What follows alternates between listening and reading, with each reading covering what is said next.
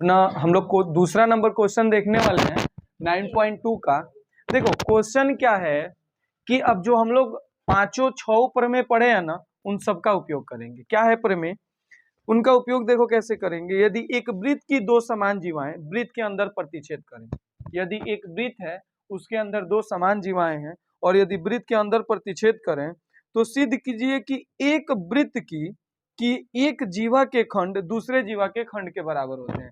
मतलब क्या कि यदि ये स्पर्श करके प्रतिच्छेद कर रही हैं तो इसके एक खंड है, मान लो एक ए ई और ई बी, ए बी को दो खंड में बांटा और सी डी को ई डी और सीई दो खंड में बांटा, तो बताना है कि जो ए ई है वह किसके, ई डी के बराबर है और जो ये ई बी है वह किसके बराबर है, सी बी के बराबर है। समझ रहे बात को ना, यही बताना है। सबसे पहले देखना दिया क्या है हमको, तो यहां लिखना दिया है, क्या दिया है कि ए बी बराबर सी डी है ना, ए बी जो है वह सी डी के बराबर है, समीकरण एक बना लेना। तथा क्या लिखना कि ए बी तथा सी डी बिंदु ई पर प्रतिच्छेदित करते हैं, प्रतिच्छेदित करते हैं। तो एक बात बताओ, जब प्रतिच्छेदित करेंगे तो जो ए बी होगा वह बराबर किसके होगा, ए ई प्लस ई बी के, हाँ बराबर होगा ना। तो चाहे जो सी डी होगा वह बराबर होगा किसके बराबर होगा, तो डी ई प्लस ई सी के बराबर होगा ना। ये समीकरण 2, ये समीकरण 3। अब देखो एक चीज और बोला है, अब ये तो हो गया, अब सुनो इसके बाद बोला है कि प्रतिच्छेद करें तो सिद्ध कीजिए जीवा के खंड दूसरे जीवा के खंड के बराबर होते हैं। बस अब देखो इसमें दिया है, जो दिया है वो तो लिख दिए। इसके बाद हमको रचना एक करना पड़ेगा। क्या रचना, जो मैंने कर दिया है, क्या कि वृत्त के केंद्र से जीवा पे लंब खींचेंगे, एक जीवा पे लंब ओ एम दूसरे पे ओ एन खींचेंगे, समझ, वहां पे ए ई होगा, ठीक है। तो देखो रचना करेंगे क्या कि जीवा ए बी तथा सी डी पर लंब कौन कौन सा, ओ एम तथा ओ एन खींचा। देखो जब लंब खींचेंगे तो देखो पहले तो इसको डॉटेड लाइन से दिखा दे रहे हैं, ठीक है। उसके बाद सुनो, जब लंब खींचेंगे हम लोग तो जो लंब होंगे वह कोण एम जो है वह बराबर होगा कोण एन के, और वह बराबर होगा 90 अंश के, होंगे ना बराबर। ये हो गया समीकरण 4। अब सुनो उसके बाद हम लोग जानते हैं कि जो जीवा से लंब खींचा जाता है, यदि बराबर जीवा से लंब खींचा जाए, बराबर जीवा पे लंब खींचा जाए तो उस लंब की लंबाई बराबर होती है। तो क्या हो जाएगा, लिख देंगे जो ओ एम है वह बराबर है ओ एन के। ये भी समीकरण बना दो 5, लिख लेना बराबर जीवा के लंब है, ठीक है। तो बराबर जीवा के लंब जो हैं वह बराबर होते हैं, ठीक है। दो कोण प्राप्त हो गया, इतना तो कर लिए, इतना ही करना था। अब आगे देखो उसके बाद सिद्ध करना है, सिद्ध करना है। क्या सिद्ध करना है, तो देखो सिद्ध ये करना है कि जो ओ ई है ना वह बराबर है किसके, डी ई के। ओ ई ए ई, ये जो ए ई देखो, देखो ए ई यह जो जीवा का खंड है वह इस जीवा के खंड के डी ई के बराबर है। तो जो ए ई वह बराबर है किसके, डी ई के। एक चीज और, जो ई बी है वह बराबर है ई सी के, तथा ई बी बराबर ई सी, ठीक है। देखो उपपत्ति से सबसे पहले हम लोग स्टार्ट कहाँ से करेंगे, यहाँ से ऊपर से ही लिखते हैं, नीचे ज्यादा नहीं। देखो लिखेंगे उपपत्ति, अब समझना बात को। सबसे पहले हम लोग करेंगे क्या, देखो यदि ओ एम जो है वह लंब है, एक चीज और हम लोग रचना में छोड़े हुए हैं, जब एम और एन लंब है तो जो ए एम होगा वह एम बी के बराबर होगा और जो डी एन होगा वह एन सी के बराबर होगा। ऐसा क्यों, यदि केंद्र से किसी जीवा पे लंब खींचा जाए उसे दो बराबर भागों में बंटता है ना। तो एक चीज और इस रचना में हम लोग ऐड करते हैं, क्या कि ए एम बराबर एम बी, तथा एक चीज और यहाँ पे समीकरण इसको 6 बना लो, और एक कौन सा कि डी एन बराबर NC। इसको समीकरण 7 बना लो और लिखेंगे लंब जीवा को समद्विभाजित करते हैं, समद्विभाजित करते हैं। समझ रहे हो ना। अब आगे देखो, इस तरह करके हम लोगों को जितना हथियार की जरूरत थी रचना से और जो दिया है उससे तैयार कर लिया। अब चलते हैं युद्ध में। युद्ध का मैदान इतना बड़ा सा है। देखो करेंगे क्या, सबसे पहले देखो हम लोग इधर समझना बात को, जो AM है वह बराबर है MC के, है ना बराबर, और देखो MB के, और इधर देखो जो AM MB के बराबर है, यदि हम लोग इसमें से इधर देखो इस आधे वाले में देखो यह और यह दोनों बराबर है ना, तो देखो यह आप देखो ये त्रिभुज ले ले हम लोग, ये छोटा वाले त्रिभुज, तो यदि सर्वांशम कर दे तो यह इसके बराबर हो जाएगा ना, हाँ बराबर होगा ना। तब AM जो है वह DN के बराबर है, देख रहे हो ना, AM जो है DN के बराबर। इधर समझो, देखो इधर दोनों बराबर है ना, जब जीवाएं बराबर हैं तो इसका आधा भी तो बराबर होगा। तो अभी आगे हम लोग कर देंगे, जब AB जो CD के बराबर है तो AB का आधा AM होगा और CD का आधा DN होगा, AM DN के बराबर हो जाएगा। और तब क्या करेंगे, जो ये और ये दोनों बराबर हम लोग लाएंगे सर्वांग से, उसमें जोड़ देंगे तो जो AE है वह DE के बराबर हो जाएगा। और उसी तरह ये देखो ये आधा है ये भी आधा है, तो इसमें से हई दोनों घटा देंगे तो हई ना बचेगा, तो ये भी बराबर हो जाएगा। देखो लिखेंगे क्या, उपपत्ति में सबसे पहले लो त्रिभुज OEM, कौन सा त्रिभुज OEM तथा त्रिभुज OEN में। अब देखो त्रिभुज OEM तथा OEN में देखो जो कोण M है वह कोण N के बराबर है, कोण M बराबर कोण N बराबर 90 अंश। क्या है, इधर लिखे भी कहीं और नहीं तो लिख लेना,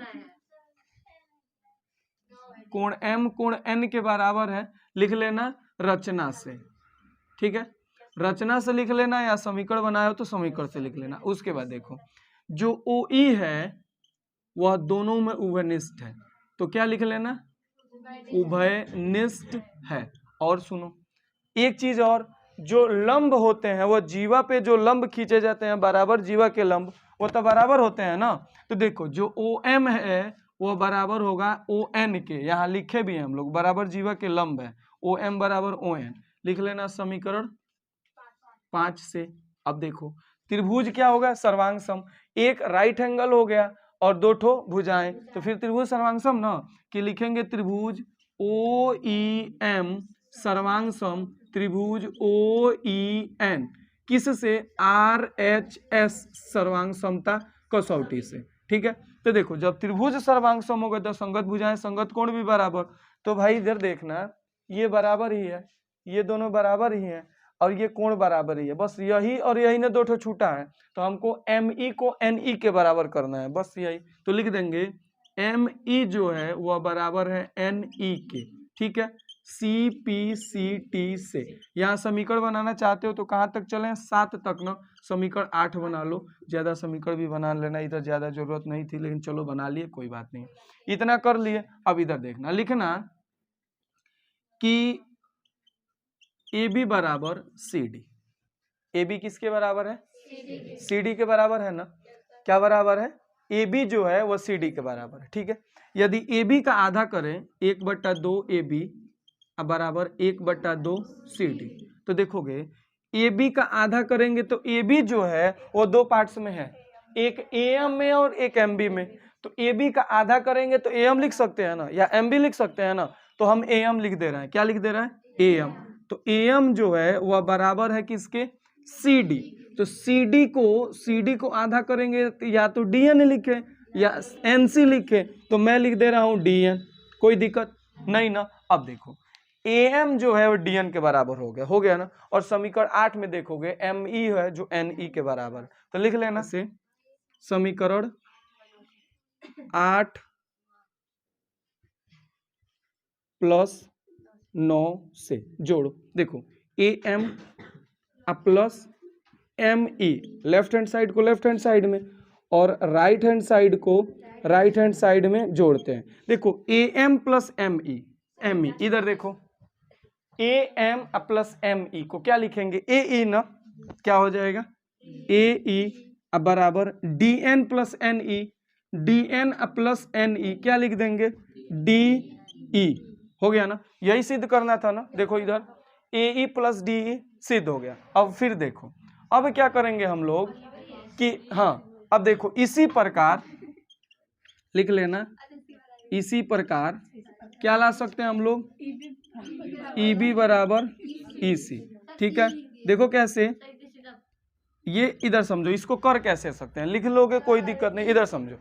मान लो अब इस बार ए बी और सी डी का आधा किए तो ए एम और डी एन लिखे, इस बार फिर आधा करेंगे तो इस बार हम लोग ए एम नहीं लिखेंगे, एम बी लिख देंगे और एन डी एन सी लिख देंगे। अब देखो एम बी जो है और एन सी है, अब फिर समीकरण अब 8 को घटा देना, जो ये है तो देखो इस पूरे में से यदि इतना घटा देंगे तो ई बी आएगा, इस पूरे में से इतना घटा देंगे तो ई सी आएगा, यही तो सिद्ध करना है ना। तो एक बार जोड़े एक बार घटा देंगे हो जाएगा, समझ रहे हो, यही लिख देंगे ई थी सीधा। चलो नोट कर लो कि सेम चित्र बनने वाला है और उससे छोटा भी होने वाला है। देखो क्या है, यदि एक वृत्त की दो समान जीवाएं वृत्त के अंदर प्रतिच्छेद करें, दो समान जीवाएं ए बी और सी डी वृत्त के अंदर प्रतिच्छेद कर रही हैं, तो ये कि प्रतिच्छेद बिंदु को केंद्र से मिलाने वाली रेखा जीवाओं से बराबर कोण अंतरित करती है।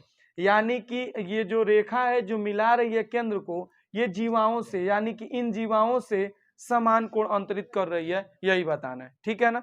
फिर से एक बार देख लो, यदि इसमें समझना कि दो बराबर जीवा है सेम टू सेम, दोनों एक दूसरे को किसी बिंदु पे प्रतिच्छेद करती हैं सेम टू सेम, उस बिंदु से और जो केंद्र को मिलाने वाली रेखा है ना वह जीवाओं से यानी कि ये कोण बराबर है, यही बस सिद्ध करना है।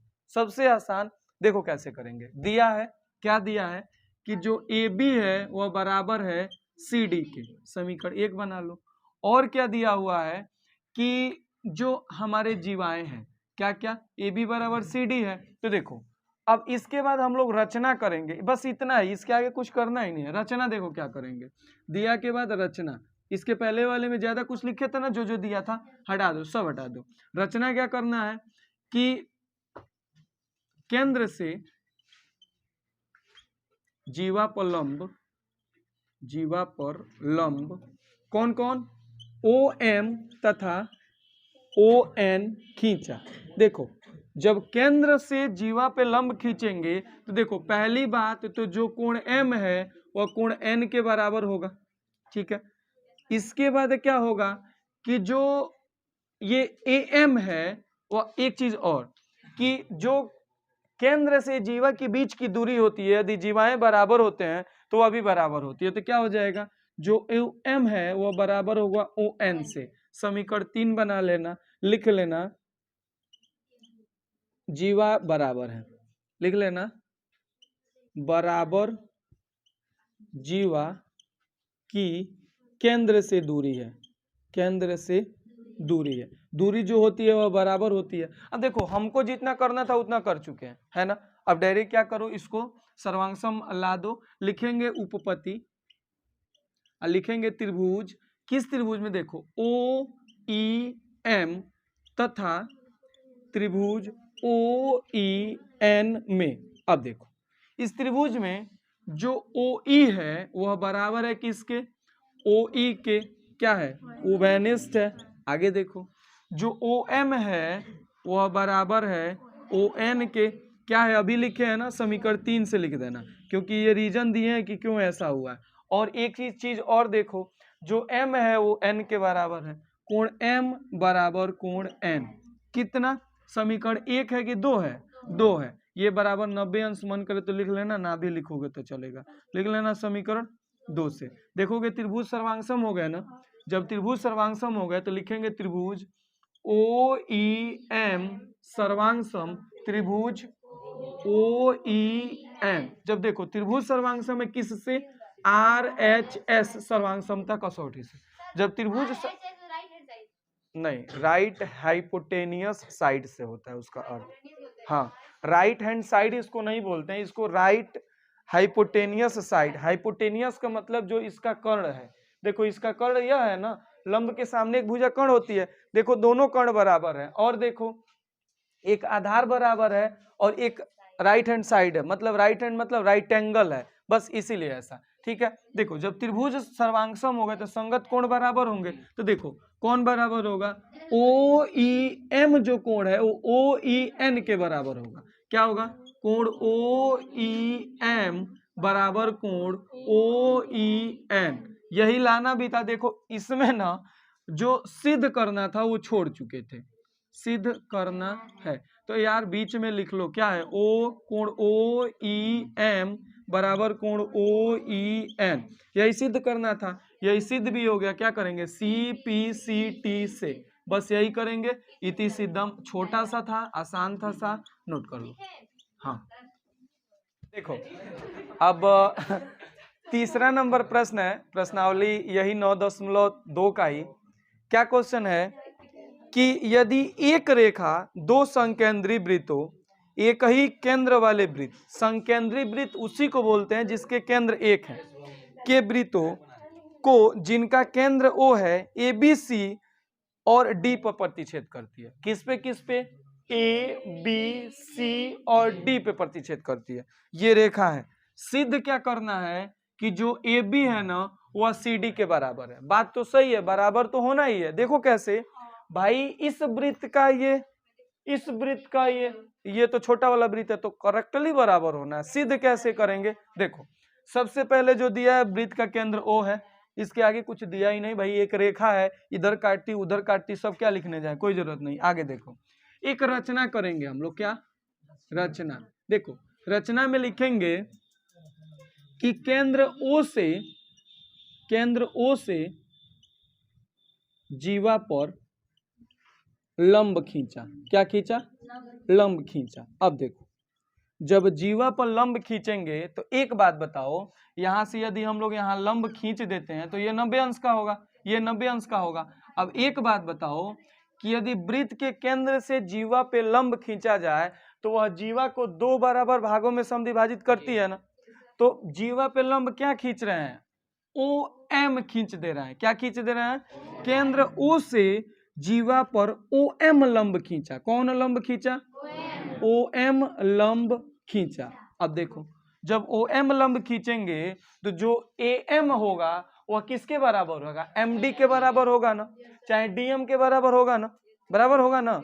तो क्या होगा, एम लंब खींचे तो जो ए एम है वह बराबर होगा डी एम के, समीकरण 1 बना लो। और देखो इसके बाद जो ए एम है वह बराबर होगा डीएम के। और देखो इसके बाद जो, ये तो बड़े वाले वृत्त की बात थी, छोटे वाले वृत्त को देखो, इसमें भी तो लंब है ना, तो जो हमारा बी एम होगा, कौन होगा, बी एम होगा, वह सी एम के बराबर होगा। समीकरण 2 बना लो। रचना में इतना किए, आगे बढ़ते हैं। देखो क्या करना है, सिद्ध करना है। क्या सिद्ध करना है, सिद्ध करना है जो हमारा ए बी है वह बराबर है किसके, सी डी के। अब देखो करेंगे क्या, समझना बात को। इधर देखो हम लोग समीकरण 1 और समीकरण 2 को देखो। समीकरण 1 का लेफ्ट हैंड साइड है ए एम, उसमें यदि बी एम घटा दे तो ए बी बचेगा। समीकरण 2 1 को ही देखो, इसमें देखो दो वाले राइट हैंड साइड में एक में देखो डीएम, डीएम में से यदि सीएम घटा दें तो क्या बचेगा, सीडी बचेगा। बस वही काम लिखेंगे, उपपत्ति और लिखना समीकरण 1 - 2 से। देखो क्या होगा, समीकरण 1 - 2 करें यानी कि A M minus B M बराबर D M minus C M. A M में से यदि बी एम घटा दे तो क्या बचेगा, ए बी, और डीएम में से यदि सीएम घटा दे तो क्या बचेगा, सी डी। यही तो लाना था ना, क्या हो, इति सीधा। बस यही करना है, नोट कर लो। आसान क्वेश्चन है, बस समझने वाला क्वेश्चन।